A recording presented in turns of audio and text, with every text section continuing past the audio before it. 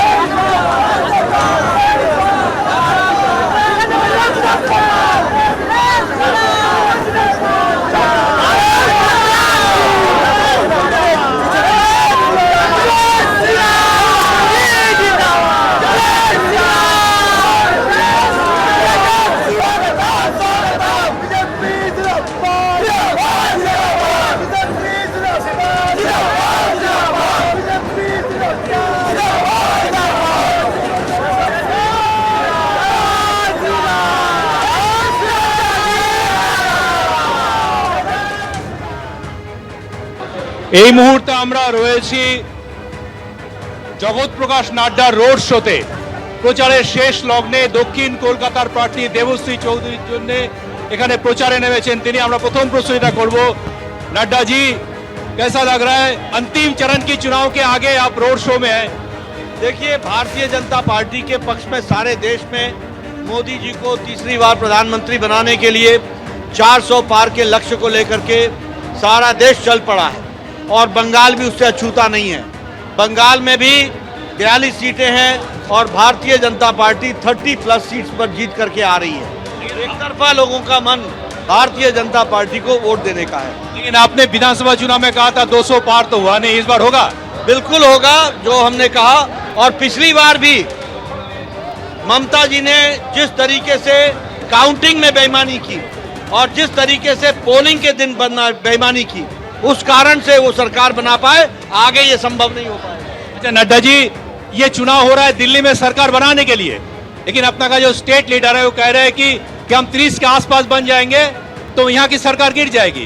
तो ये गिरने का चुनाव खुलासा कर दीजिए थोड़ा। प्रजातांत्रिक तरीके से भारतीय जनता पार्टी काम करती है। जो भी काम होगा वो प्रजातांत्रिक तरीके से होगा। It will be in a democratic वे। मेरा आखिरी सवाल ये है कि बंगाल में चुनाव के दौरान, प्रचार के दौरान हम देखते हैं कि नॉन इशू जो है वो बार बार सामने आ रहा है। कभी मंदिर हो, कभी धर्म हो, कभी ओबीसी संरक्षण हो, व्यक्तिगत रूप से आक्रमण हो, लेकिन जो बेरोजगारी है, काम जो इशू जो होना चाहिए वो सामने नहीं आ पा रहा है। ये ठीक है कि राम मंदिर हमारे लिए आस्था का विषय है, वोट का विषय नहीं है। लेकिन जब आप बात करते हैं धर्म की, जब आप बात करते हैं आरक्षण की, रिजर्वेशन की, तो आपके ध्यान में होना चाहिए कि संविधान में धर्म के आधार पर आरक्षण, रिजर्वेशन नहीं है। और ये बैकडोर एंट्री दलित के और आदिवासी और पिछड़ा, बैकवर्ड, ट्राइबल्स और दलित्स, एससी, इनके रिजर्वेशन के हक को डाका डालने का काम कांग्रेस पार्टी और ममता बनर्जी और ये सब लोग कर रहे हैं। ये अभी हाई कोर्ट ने ओबीसी का लिस्ट को स्ट्रक डाउन किया है। ये बैकडोर एंट्री था धर्म के लोगों को रिजर्वेशन देने का। And on this issue, it is an issue which is related to the integrity of the country and the fabric of the country, जिसको हमको समझना है। मेरा आखिरी बात यह है कि नौजवान के रोजगार के बारे में एक वार्ता दीजिए आप।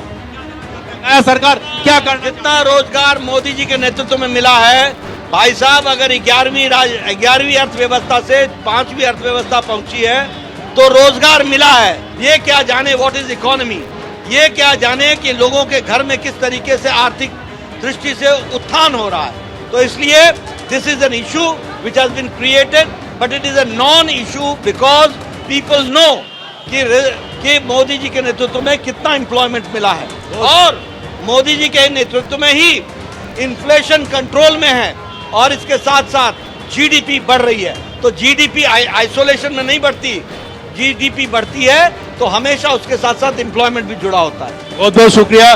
উনি যেটা বার্তা দিতে চাইলেন সেটা হচ্ছে আগামী দিনে যুবকদের রোজগারের কথা ভেবে সরকার কাজ করছে এবং করবে, এবং পশ্চিমবঙ্গে যেগুলোকে নন ইস্যু বলা হচ্ছে তারা এটাকে অবশ্যই ইস্যু বলেই মনে করেন, তাই তুলেছেন। ক্যামেরায় উজ্জ্বল ঘোষের সঙ্গে দীপক ঘোষ, এবিপি আনন্দ।